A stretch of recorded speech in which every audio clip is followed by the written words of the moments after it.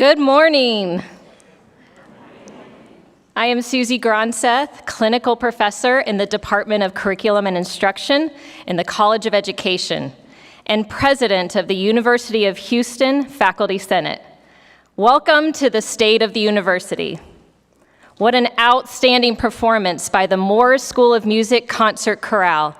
Under the talented leadership of Dr. Betsy Cook-Weber, they have performed an epic Mongolian poem titled Naiman Sharag, or 8 Chestnut Horses, by Se Ankbayar. Let's give them another round of applause.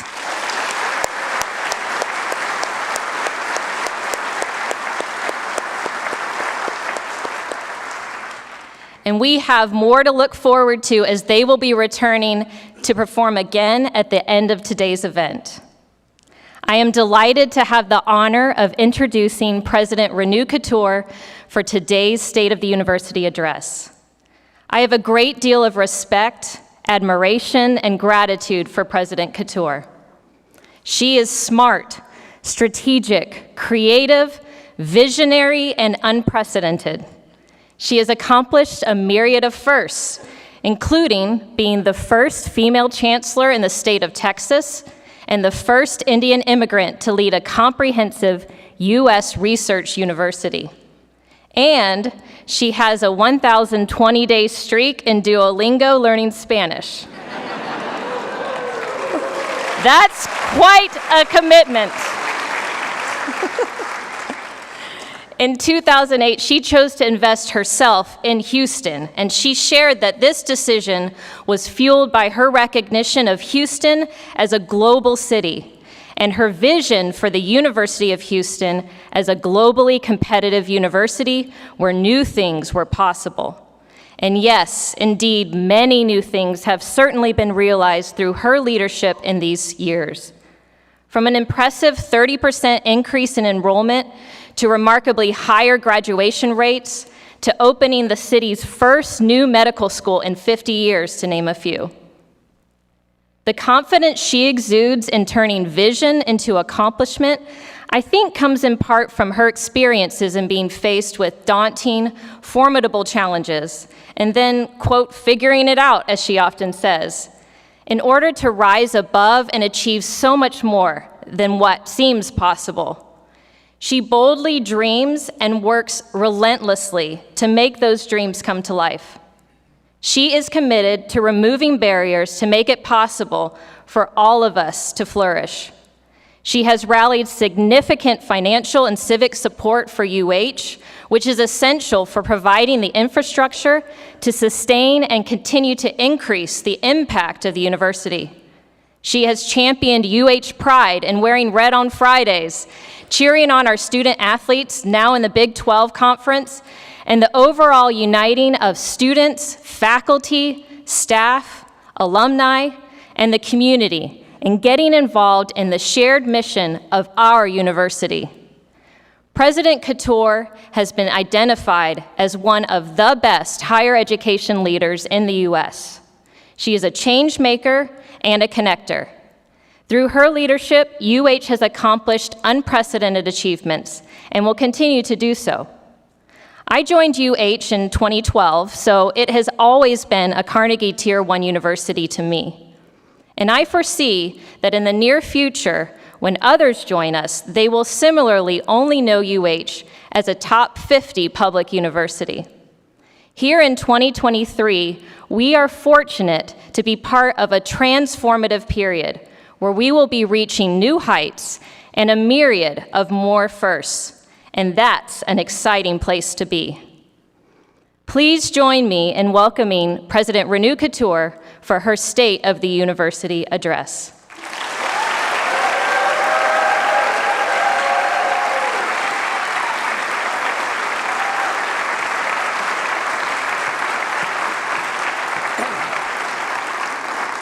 Well, good morning, everyone. Thank you so much, Dr. Gronseth. You are amazing. I mean, I should just pack this introduction and just listen to it every morning when I feel a little down.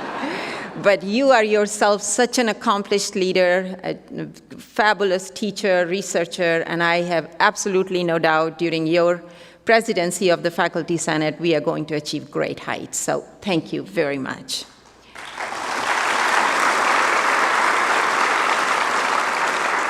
And to our concert chorale. You were wonderful, just as usual. Thank you, Dr. Betsy Cook-Weber, and thank you, students. You stole my heart, and I know you stole the hearts of so many here. Let us give another round of applause to our internationally recognized concert chorale.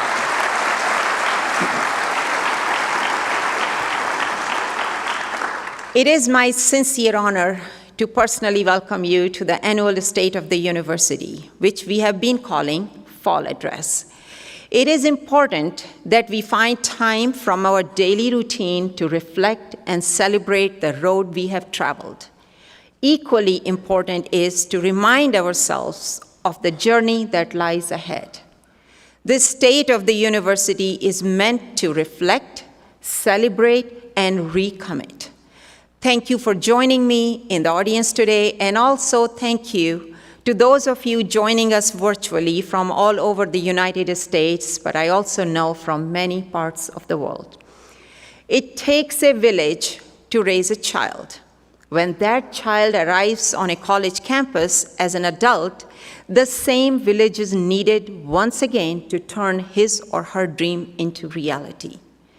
At the helm of our village are the members of the UH System Board of Regents, some of whom are present today. Please welcome the Honorable Durga Agrawal, Board Secretary.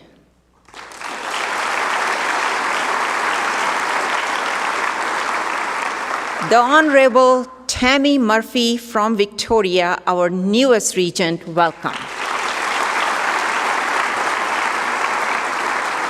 And of course, our very important voice, the student regent, the Honorable Milad Ziai.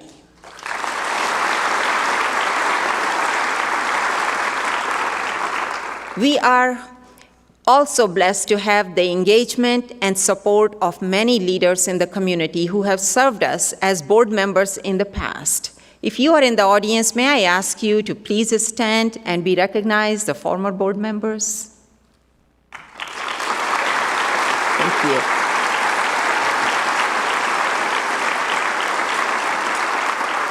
Thank you. Also joining us in the audience are the presidents of our three sister universities. Please welcome President Lauren Blanchard from UH Downtown,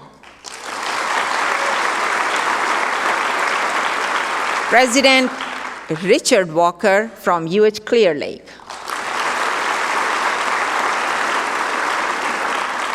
you know that we groomed him here at UH, and President Robert Glenn from UH Victoria. Thank you for your support and thank you for your friendship. This year's address has to begin with the most exciting news of the year, our US News and World Report rankings. If you recall, our strategic plan calls for the University of Houston to be ranked among the top 50 public universities in America. Last year, our ranking was 91. This year, we are ranked 70, a rise of 21 positions in 1 year.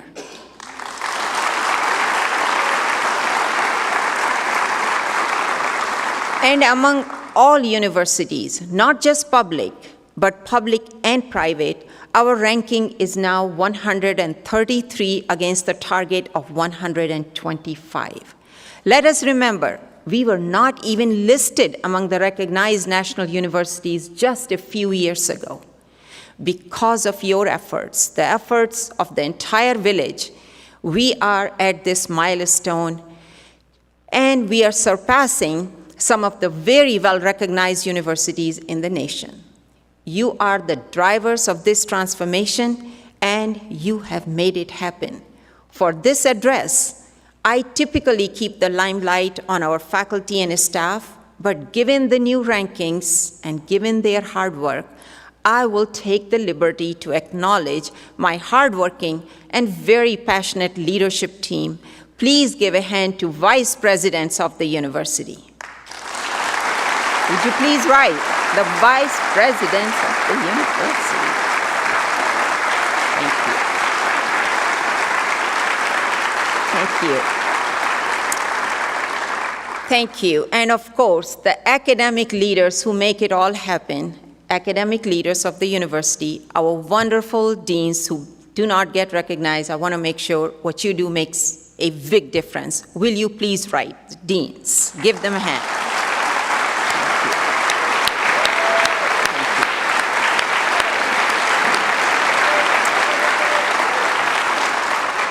Okay, back to the rankings. 18 graduate programs are also ranked in the top 50, including 10 programs in the UH Law Center, 3 in the Cullen College of Engineering, and others in the Department of Political Science, my home department, the Graduate College of Social Work, and the College of Education. And of course, our entrepreneurship program continues to be ranked #1 in the nation. How appropriate that is for our entrepreneurial city. Education is still the best guarantee of upward social mobility.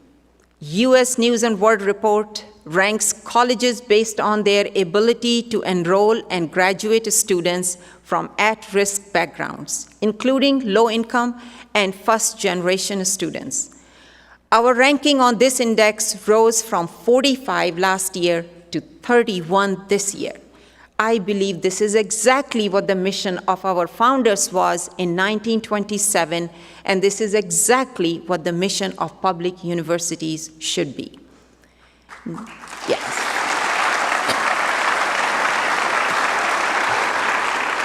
Now that we know that we are doing well with rankings and recognitions, let us shift our attention from what we do to why we do what we do. Like every year, I will present you with data and analysis thanks to our wonderful institutional research and the video production team. But what I would also like to include this year is this question of why. Why we do what we do. Because this why is the passion, is the foundation of that passion that will keep on continuously moving forward. University of Houston is home to nearly 47,000 students, and they come to us from all over the nation and from over 140 countries. Why do they come to us? Let's hear directly from some of our students. When I was applying for schools, I was looking for places that had opportunities, and UH struck me as a school that had a lot of opportunities. U of H truly sees students' potential and rewards them for that. Regardless of your background, you're able to be yourself. You're able to bring your authentic self here, and people will support that. I absolutely love my professors. They are so passionate about what they teach, and that passion is really contagious. I found research, I've had extracurriculars, service, awards, leadership. You can serve your community, which you've lived in your whole life, which I think is super important for me. I was born and raised in the Bronx, New York. I've always been around the Latino community. So for me, it's very important to be in a place where I'm able to embrace my culture. I'm able to say that I created a family here at the University of Houston.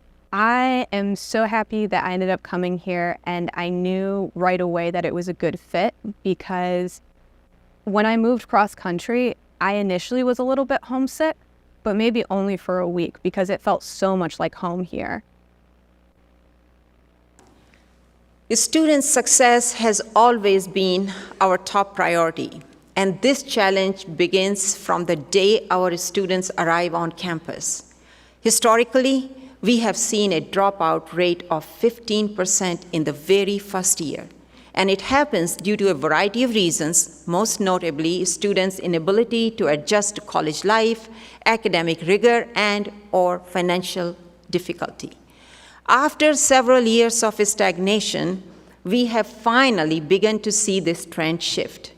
A 2 percentage point increase in the retention rate is encouraging. However, we have to do much better. Our goal is to retain above 90% of our first-year students. A bachelor's degree is designated and designed as a 4-year degree. The sooner students graduate, the sooner they enjoy the benefits of a college degree. However, less than half of our students who join us as freshmen graduate in 4 years. We have made good strides in the last few years, but we need to work harder to increase the 4-year graduation rate. The experience of other universities with similar student demographics demonstrates that if we set the expectations high and if we provide them with the necessary support, students can graduate on time. 65% of our first-year graduates are taking up to 6 years to graduate, an increase of 2% from last year.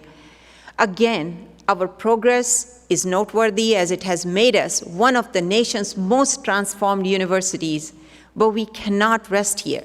Our goal is to ensure that at least 75% of our freshmen are graduating within 6 years. The chart on your screen is a fascinating one because it compares our performance against the performance of those universities whose freshman profile is similar to ours. As you can see, we do better than others by 2 percentage points. However, if we want to be ranked among the top 50 public universities, then we have to outperform others by at least 5%. So here is another goal. I just said those universities whose first-year student profile is similar to ours. Just to remind ourselves, the University of Houston is one of the most diverse universities in America. We also have 40% of our students receiving Pell Grants, and 45% are first one in their family to go to college. We have made student success our no-excuse priority, which means we aim to see all students, regardless of their financial or family background, all of them should graduate from college. We had a 6% graduation gap between Pell Grant recipients and their counterparts in 2016. Today, this gap has nearly disappeared, which means that we have successfully cleared the roadblocks built by socioeconomic disparities. Similarly, the graduation gap of 8% in 2016 among our first-generation students, and the rest has also decreased, but we still have a lot of work to do in that area. Reducing this gap is critical to our progress and rankings. We have worked diligently to break down the barriers that students face. First and foremost is the financial hardship, which we tried to address by increasing scholarship funds, reducing wasted credit hours, and freezing tuition rates. The result is that despite inflationary pressure, the average debt carried by our students at the time of graduation has decreased. We also have a textbook program to help them, and this program allows students to pay one set fee per semester to access all course materials. Generally, this fee is equal to 2 textbooks, and the program is totally voluntary, but 77% of our students have opted to enroll in it. And this program is saving millions of dollars to students each semester. To strengthen support for students, we have continued to increase the academic and instructional budget. Last year, we spent over $23,000 per level, but certainly, I know it's not enough to be ranked among the top 50. So we have to increase the educational budget behind every student. While SAT and ACT scores are no longer required for admission, it is still one of the optional pathways to admission. Many students submit these scores, and the data shows that the median SAT score continues to rise at UH. I am so proud of our student body. They continue to excel and defy the odds. But the demand of success and modern-day stressors can cause distress and fatigue. So we must talk about mental health and wellness. Nationwide, colleges report an alarming trend in rising stress levels among young learners, leading to anxiety, depression, and even suicide. Sadly, we lost 2 of our own to suicide last spring. The experience was heartbreaking and traumatic for the entire UH community. We immediately took measures and further strengthened our efforts by initiating a $38 million plan, which included renovation of Agnes Arnold, creating a culture of care, and enhancing our medical services. Our aim is to build a resilient campus that focuses on not just treatment, but also support and, most importantly, prevention. At times, it feels like an uphill battle, and you may feel that your individual efforts do not matter. I would like to assure you that what you do matters. It matters deeply to those touched by you. Let me share with you the contents of a letter I received from a mother in Colombia, telling me how her daughter had lost all hope and was harboring suicidal thoughts when a member of the catering team found her crying bitterly. And she was crying in a bathroom. This member, as the mother said, kept a vigil on her daughter and gave her company until she was in professional hands. She continued to keep in touch with her for the rest of her time at UH. This mother concluded her letter by saying, "Because of your staff, my daughter has graduated and is with me today. My daughter would not be alive if it were not for your staff member, Miss Evelyn." Evelyn works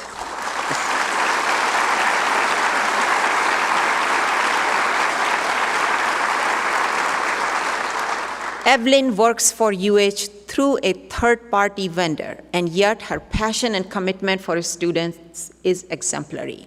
She is proof of the power of compassion and how each one of us has a role to play. If Evelyn has arrived already, I know she was stuck in traffic. May I ask Evelyn to please stand? Is Evelyn here?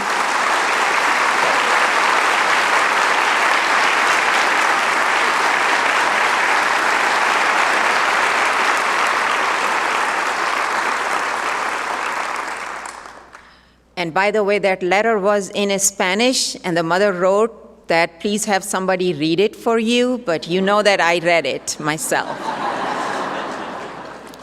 Dedication and passion are hallmarks of a student-centered campus culture and a culture of community care.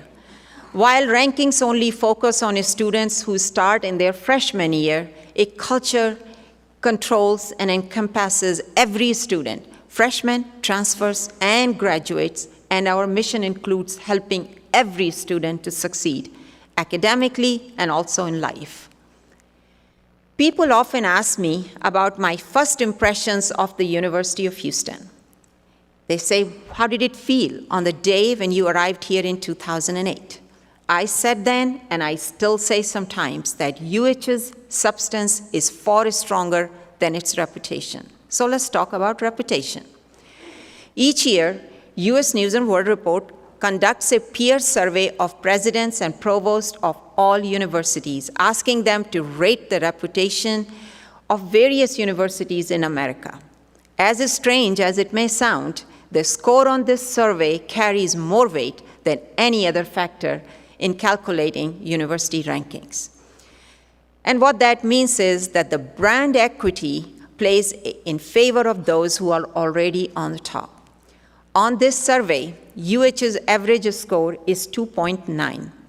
However, it is higher, I know it's higher than what it was 15 years ago. However, it's not enough. But every time we have done something big and bold, anything big and bold that brought national attention to our rankings, and I know our rankings inched up.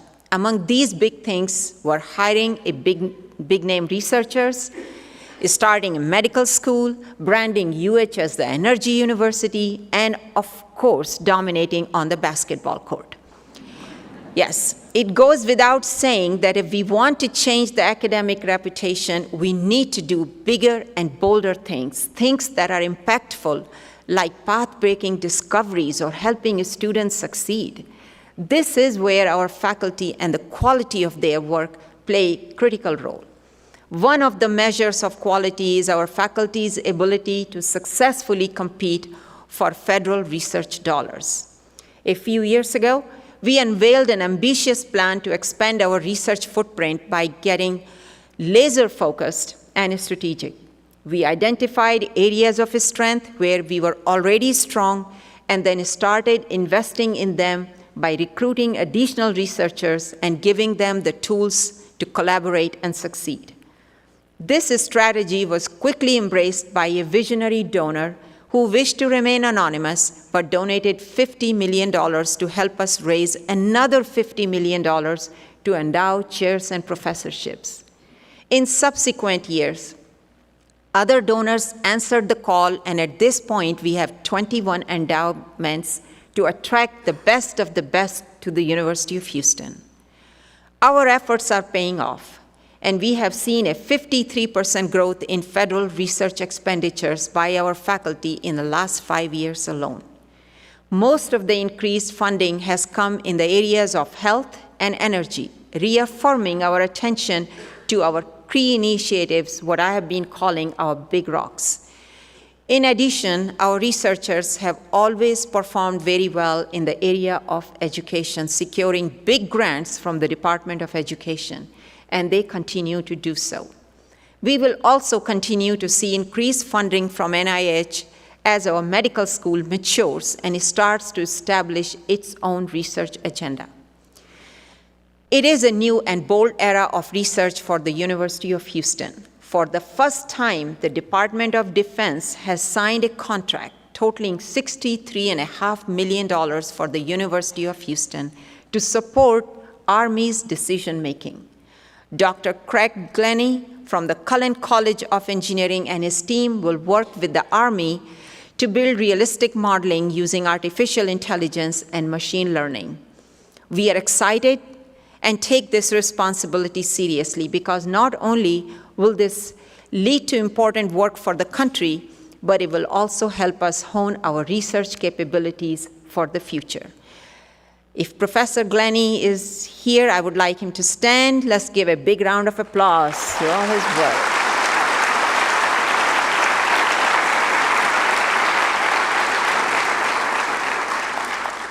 Another first for the University of Houston. A foreign government has trusted to put data about its sedimentary basins and fields in America, more specifically at the University of Houston.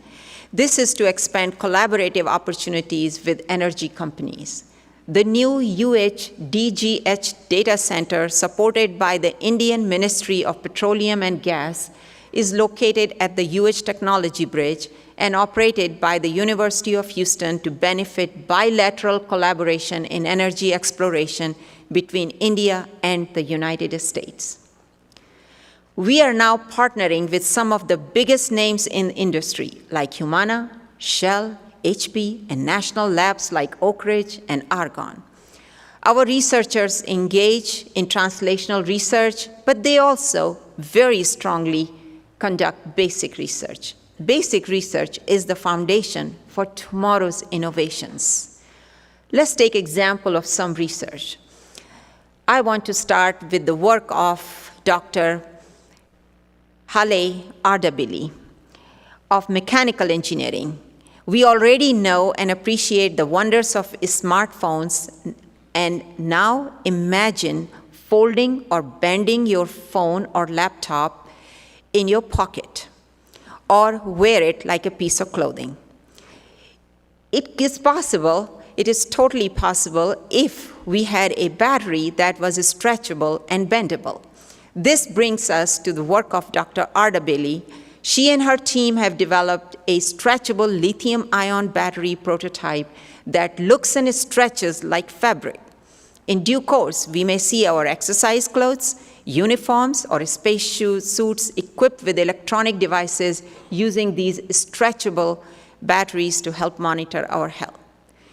And this is all thanks to our great work at the University of Houston.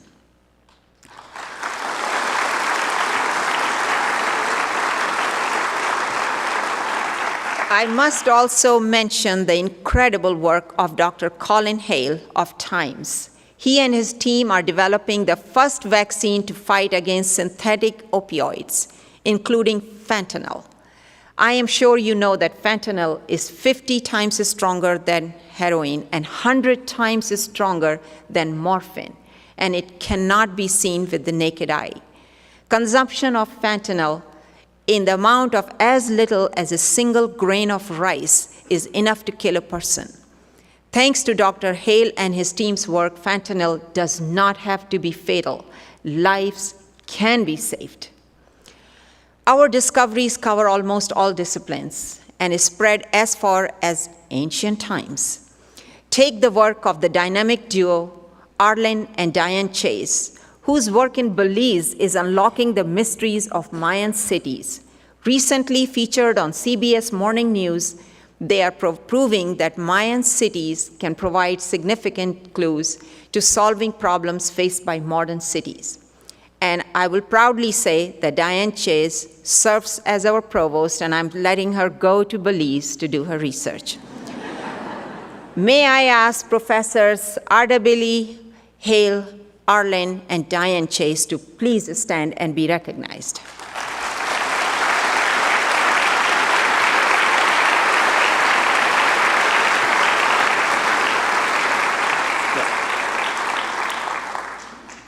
To continue our climb, we realized that we will need a permanent fund to build facilities and recruit research leaders. Thus, we took our request to the state leaders during the 2023 session.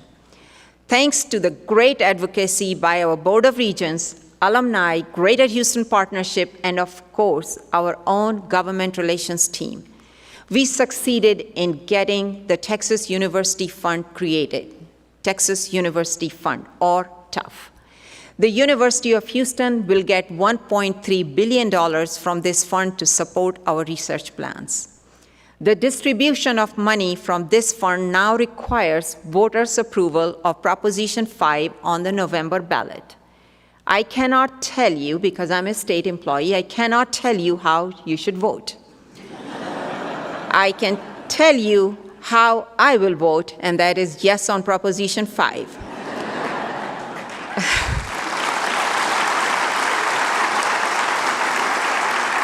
I can also say the passage of Proposition 5, which, by the way, requires no new taxes and no bonds to be issued, is critical for the University of Houston and the City of Houston.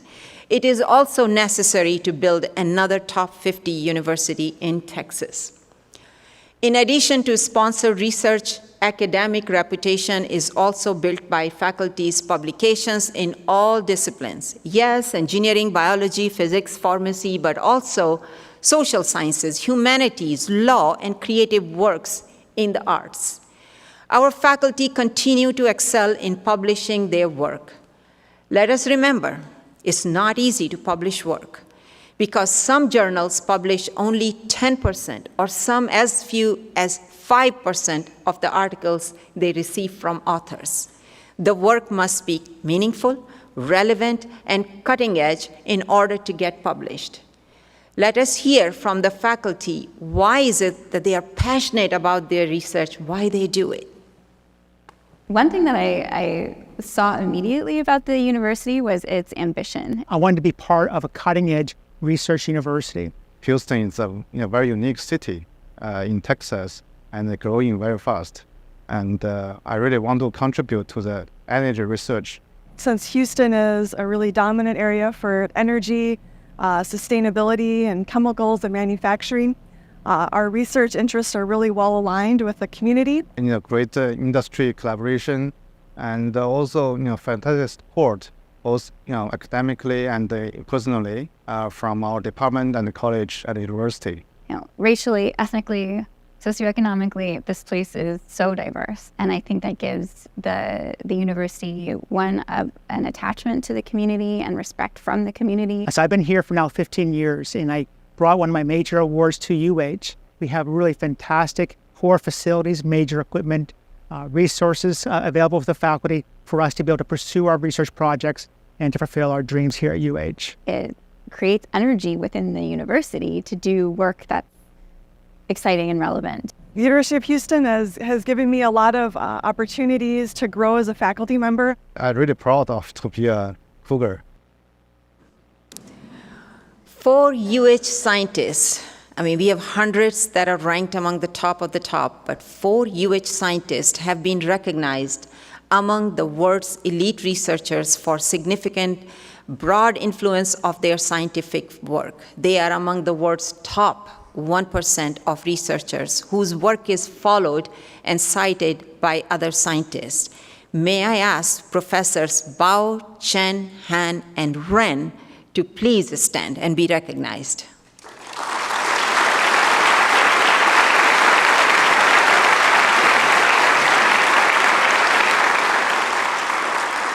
Thank you. To build an academic powerhouse, it is necessary to have cutting-edge labs and state-of-the-art classrooms that facilitate impactful teaching. This year, we completed the new tower of the Conrad and Hilton College of Global Hospitality Leadership with a grand front entry and the addition of 80 guest rooms.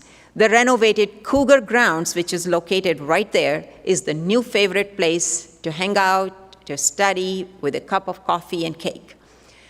The next project to be completed will be the food hall, a brand new 22,000 square foot dining facility featuring cuisine from budding chefs. It will open in January. It will be located on top of the hill where the old Student Center satellite used to be. We have recently broken ground on a new academic building in Sugar Land. Spanning 75,000 square feet, this modern facility will serve as a new home for the Cullen College of Engineering's technology programs. It is our hope that this additional space will help us serve the Sugar Land community better. We have 4 new construction projects currently in the design and programming phases. First is the Innovation Hub, an 80,000 square foot state-of-the-art complex set to launch in fall of 2025. This dynamic facility will be home to a multidisciplinary makerspace, the Sivia and Melvin Wolf Center for Entrepreneurship, the Energy Transition Institute, and a range of specialized labs and innovation programs. Second, the Hobby School of Public Affairs will also be inaugurating its own 60,000 square foot building in fall of 2025. This modern structure will provide cutting-edge teaching and collaborative environments, enhancing the academic experience for students, faculty, and staff alike. Third, an $80 million medical research building will be coming soon, thanks to the funding from the 87th legislature. The Tillman J. Fertitta Family College of Medicine, by the way, is in its 4th year. It has already enrolled its 4th class. And we will be graduating the historic first class in May of 2024. The time does pass. Last but not least, we are in the planning stages for a new 105,000 square foot Memorial Hermann Football Operations Center. This center will add 14 suites, 450-seat club, and a 300-seat roof terrace lounge, but most importantly, it will be the new home for football athletes, and it will be an unmatched experience for them. Last month, we also unveiled a $35 million Centennial Campus Enhancement Project aimed at building a more pedestrian-friendly campus by adding tree-lined walkways and outdoor gathering places. Included in this plan is the demolition of Farish Hall and creating a central plaza to commemorate the centennial. These developments collectively signify our unwavering commitment to academic excellence, research innovation, and community engagement as we continue our journey toward becoming a top 50 public university in America. None of our research or student successes will be possible without the support from our donors and alumni. They are the energy fueling our fast-running engine. Their contributions, both financial and through their time and expertise, continue to transform the lives of countless students and propel our institution forward. We are currently raising funds for 4 mini campaigns totaling $700 million. As of now, against the goal of $100 million, the Fertitta Family College of Medicine stands at $74 million. Against the goal of $150 million for endowed professorships, we have hit the mark of $99 million. Fundraising for athletics stands at $79 million against the goal of $150 million, and student scholarships stand at $85 million against the goal of $300 million. I'm making these points here just to make sure that you know, if you know of somebody who's willing to donate to any of these places, that we can go talk to them. Clearly, it is a big commitment from our donors. So for this state of the university, we asked our donors directly why they chose to give to the University of Houston. Here is what they had to say. You know, there's a lot of good causes in this town, but we love the concept of education. Every time I put on red and white, I am proud to be here. I love being able to tell people I went to school here and I graduated from here. You know, when I look back at the 46 years that Kim and I have been a part of this university, it's not difficult to keep that passion for the University of Houston when all of the memories, all of the good things that I think we have experienced in our lives have that common theme, that common thread, and that's our university. For 50 years, the University of Houston has put bread on my table. That's what allowed me to buy this house, my car, go on vacations and whatever. They were my employer for 50 years. It's so much more than just a job. I mean, this is where you express yourself. This is where I've written all my books, my articles. This is where I've gotten the joy of teaching. And so to give back to something that's given you that much pleasure and joy is just a pleasure to do. I've gained so much from the university, not only my education, which has helped me in life and to grow my practice and to provide for my family and my children's education, but it's taught me tremendous leadership skills. We're very, very proud to give back to this school that has given so much to me and our family. The reason we continue to give is that we've seen the success of our investment. Students write us letters talking about how important the scholarship backing was for their success, so they didn't have to spend all their time worrying about how they're going to pay off their student loans, and they could focus on their education. The more we got into it, the more we could see the need and we could see the benefit. You can see the results, but at the end of the day, it makes you feel good. We are grateful for our donors for their vision and generosity. Their passion knows no bound. Take the example of Andy and Barbara Gessner you just saw on the screen. They did not attend a nursing program, but their mothers were nurses. They had the courage and foresight to see what it would take to improve the health and well-being of Americans, and they chose to invest in our College of Nursing. In honor of their generosity, the college has now been named Andy and Barbara Gessner College of Nursing. May I ask the Gessners, I know you're here, to please stand.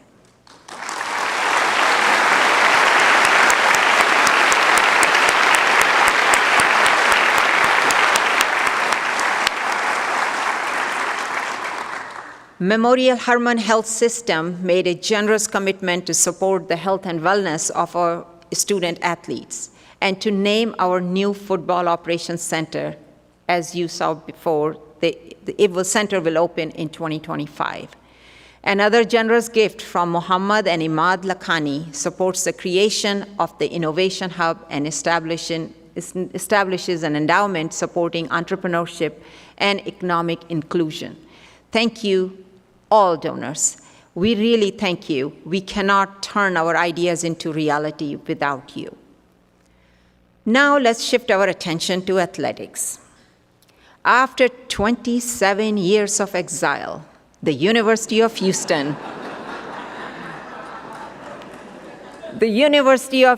is back in a power conference exactly where we belong. On my first day at UH, people reminded me of the days of Phi Slama Jama, or the days when the Heisman Trophy came to the University of Houston, or the days when UH played in the big league and beat them all. I could hear the anguish and longing in their voices. So here is to all the fans who saw UH play in the Southwest Conference. We are back on the biggest stage, and in due time, we will rule again. For an unprecedented 8th year in a row, athletics made history by securing 4 conference championships. This year, the Cougars outdid themselves by clinching titles in swimming and diving, volleyball, men's golf, and, of course, men's basketball. A college basketball dynasty. This is how Texas Monthly described the Houston Cougars basketball program earlier in the year. For 4 years in a row, the Cougars have made it to the Sweet 16, often climbing higher to the Elite 8 and Final Four competition. I am counting days, only 17 more left till the first tip-off. Student athletes come to us from all over the world. Let's listen to why they come here and what is it that they love about the University of Houston. I think the biggest part for me was definitely how it's so diverse. Coming from Johannesburg, South Africa, we're all big on diversity, and just to be able to mingle and chat amongst different people of different backgrounds makes the experience really worth it. And I love being in places like that. I love learning more about people, just learning how to understand and communicate with different people definitely makes a difference in my life. Everything that UH has was like a dream school for me. It makes you feel like home because like I'm really far away from home. So like being here and still feel like home, it's like really good. I love that we're in such a large city, coming from a small suburb in Southern California. I love being in such a large hub. I loved being in so close to downtown Houston, but I didn't feel like I was. I felt like I was on my college campus. Me being interested in the medical field, I think Houston represents a great opportunity since we definitely have one of the greatest medical centers in the whole wide world. I think that being after school, I will be able to definitely find internships, job opportunities, because of the diversity of jobs that are being offered and the expertise that is being represented in Houston. It is not just on the field or the court where our Cougars excel. This is UH, a place where student athletes are students first. I'm incredibly proud to announce that this past year, 216 of our student athletes were named to the Dean's List, and 178 student athletes were named to the American Athletic Conference All-Academic Team. We have been on an incredible journey, a journey full of leaps and bounds, of trials and triumphs, of courage and passion. We took many gambles, like starting a medical school, that too during the pandemic, and investing in athletics. We took the hard road and increased student success by focusing on breaking barriers for students and not by changing the profile of the students we enrolled. We are here now, ranked number 70th among all public universities in America. We have left behind universities that if you hear their name, you may say, "Really? Are you serious?" Well, it is serious. Now is not the time to rest. Now is the time to seize the moment and build on our momentum. So where do we go from here? Clearly, we have 20 more positions to climb on the rankings to reach our goal. And if we could successfully climb those steps, we'll also have a good chance of being eligible for membership in the Association of American Universities, commonly known as AAU. What do we need to do in order to become a top 50 public university? One, we must increase our 6-year graduation rate to 75%. We have to expect students to graduate in a timely manner, and we need to build the entire support system around it. If other institutions with similar student profiles can do it, so can we. Two, we must bring more federal dollars to Houston to tackle our big societal challenges, and many of which are directly related and impacting to our region, like the energy transition, sustainability, resilient infrastructure, and health equity. We can do so by increasing our federal research support. Our federal research expenditures must increase to $170 million per year. Our research plan provides the roadmap, and now it's up to us to secure the funding and execute it. Third, we must work intentionally to get the recognition we deserve for our substance. We must tell our story and tell it compellingly. We must continue to showcase the achievements of our alumni and highlight the path-breaking discoveries made by our faculty. I would say that we are definitely getting better at telling our story. Look at our social media platforms. Now we have almost 1 million followers, a 46% increase in video views, and a 31% increase in engagement in last year alone. Do you know that UH ranks 30th, 30, among all universities on social media presence? Fourth, we must secure necessary funding. We will need more state funds. However, we'll also need greater philanthropic support to achieve our goals. The increased funding will allow us to offer more support to students, initiate cutting-edge academic programs, and secure the necessary tools for our students, researchers, and faculty. We are fortunate to be located in Houston. We have great opportunities in Katy and Sugar Land. Business and civic leaders in those communities are ready to partner with us to bring very best opportunities to students in their hometowns. While we can acknowledge our challenges, and we have many challenges, we can acknowledge them, we can talk about them, but we cannot allow ourselves to be paralyzed by them. We cannot use them as excuses or roadblocks to slow our momentum. No matter what hand we are dealt with, we have to play our best game. Because I know one thing, people do not invest in whining, they invest in winning. We have to show our winning hand. And where is our winning hand? You are our winning hand, our biggest asset. This year, as I visited first-year classes, I was heartened to see students filling our classrooms. Every seat was taken. They were excited, eager, and attentive. Many wore red shirts, as you can see, even though it was not Friday. They want to be on campus, and they want us to be on campus to teach them, to support them, and to guide them. We must embrace this excitement. We are fortunate that we do not have to look outside of our workplace to find a worthy charitable cause to make a difference in this world. Our job itself, which is helping students to succeed and helping faculty find breakthroughs, in itself, it's a source of gratification and true worthy cause. But we can only help others if we help ourselves first. The global pandemic has left a deep mark on society. Things have changed. People have changed. Expectations have changed. These changes, their pace and intensity, have caused significant stress. The best way to combat the stress and fatigue is to build resiliency and to focus on wellness. I urge you to take care of your health, both physical and mental. Find whatever hobby or activity that brings you equilibrium.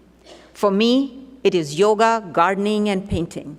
For you, it may be something more exotic. But whatever it is, take care of yourself and take care of those around you.